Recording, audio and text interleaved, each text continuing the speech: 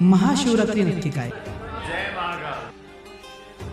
प्रत्येक महिन्याची चतुर्दशी येते, हिला शिवरात्री म्हटलं जातं. शिवरात्रीच्या ऐवजी शिवदिवस का नाही साजरी करत? महाशिवरात्रीला हे जे मिलन दाखवलं जातं शिव आणि शक्तीचं, ऍक्च्युली असं काय झालं होतं महाशिवरात्री? ही एक मान्यता आहे की त्या दिवशी भगवान शिवांचं आणि माता पार्वतीचा विवाह झाला, असा कुठेही शास्त्रीय संदर्भ आपल्याला मिळत नाही.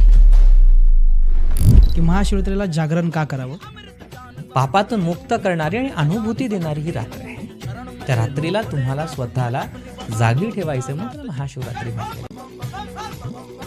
तुम्ही बेलपत्र शिवाला धुवून जरी अर्पण केलं तरी देखील ते शंकराला प्रिय आहे. ज्या गोष्टी समाज दुर्लक्षित करतो ते सुद्धा शिवाने ग्रहण केलेलं आहे.